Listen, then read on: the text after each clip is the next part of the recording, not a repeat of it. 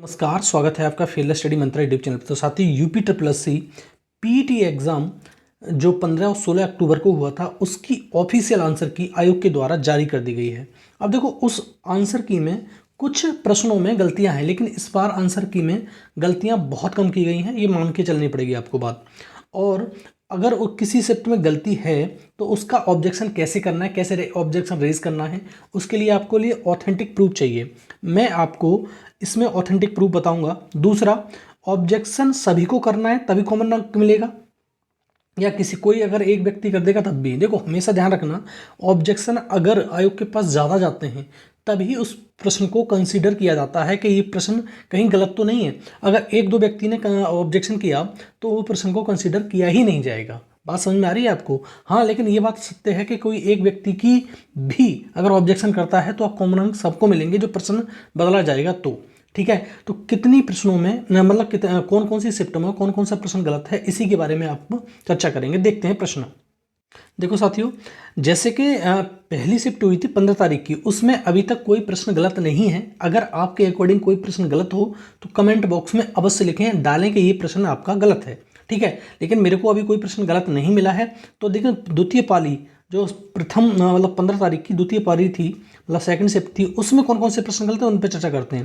देखो, पहला प्रश्न ये गलत है आपका। भारत को ब्रिटिश नियंत्रण से मुक्त करने के लिए भारतीय सेना INA का गठन किसने किया था? इसमें सुभाष चंद्र बोस आंसर दिया है, लेकिन क्या होना चाहिए? रास बिहारी बोस होना चाहिए इसका आंसर। तो वो सही होगा क्योंकि ऑप्शन में दे रखा था। ऑप्शन में अगर नहीं होता तो हम इसको मान सकते थे, लेकिन रास बिहारी बोस इसका सही आंसर होगा। इसका प्रूफ हम देंगे आपको, लेकिन आप और भी प्रश्न बताएं जो आप पर आपत्ति वाले हों। ठीक है साथियों, तो ये प्रश्न एक गलत है, 15 तारीख की सेकंड शिफ्ट का है। अगला प्रश्न देखो, एक प्रश्न सेकंड शिफ्ट का ही कुछ प्रश्न बता रहा हूँ आपको अभी मैं। 1969 में कितने प्रमुख निजी बैंकों का राष्ट्रीयकरण किया गया? तो ये आपको राष्ट्रीयकरण मालूम है, 19 जुलाई। ठीक है, कब किया गया था? 19 जुलाई 1969 में। ठीक है, 19 जुलाई 1969 में। और कितने बैंकों का? 14 बैंकों का राष्ट्रीयकरण किया गया था, 14 बैंक का। और इसमें जो प्रश्न थे उसमें जो उत्तर था उसमें ऑप्शन थे, उसमें 14 भी था, तो इसने लगाया नन ऑफ दीज, जो सरासर गलत है। ठीक है, ये प्रश्न गलत हो गया, तो आपको इस पर रेज करना है ऑब्जेक्शन, तो आपको नंबर मिल जाएगा। अगला प्रश्न देखो, अगला प्रश्न है ये।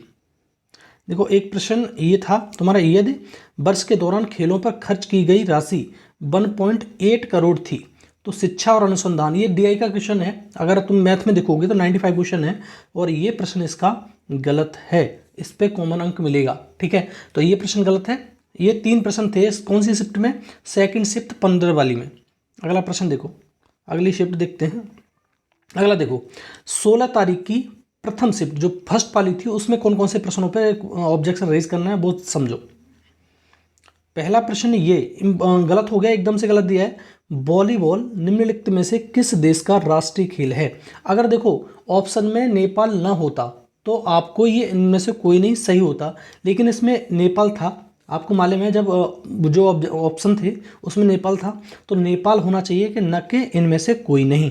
तो ये प्रश्न गलत है। ठीक है, नेपाल इसका सही आंसर होगा। आप ऑब्जेक्शन करेंगे तो आपको नंबर मिल जाएगा। लेकिन बार बार कह रहा हूँ मैं कि इसमें थोड़ी सी कम गलतियाँ की गई हैं इस आयोग के द्वारा। तो ठीक है, इसका नेपाल होना चाहिए था। अगला प्रश्न देखो, एक प्रश्न ये है जो मैथ का प्रश्न है, सेकंड शिफ्ट वाले फर्स्ट शिफ्ट वाले में ही। राज्य ए में गरीबी रेखा के ऊपर वाले पुरुषों की लगभग जनसंख्या क्या होगी?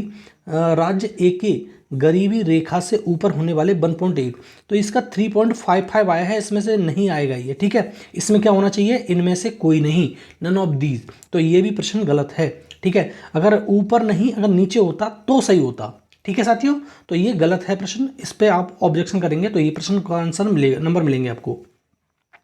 अगला प्रश्न देखो, एक तुम्हारी जो 16 तारीख की सेकंड शिफ्ट थी उसमें भी एक प्रश्न गलत है। आप देख लो एक कौन सा प्रश्न गलत है वो बताता हूँ मैं आपको। देखो, ये वाला जो प्रश्न दिया है, डलहौजी ने भारत में ब्रिटिश साम्राज्य के लिए डैश अवध को कब्जे में ले लिया। तो ये राज्य हड़प नीति इसकी तो सही है, लेकिन अवध जो था जिसे हम लखनऊ बोलते हैं इस समय, तो वो कब्जे में लिया गया था आउटरम की रिपोर्ट के अनुसार, और आउटरम ऑप्शन था ठीक है।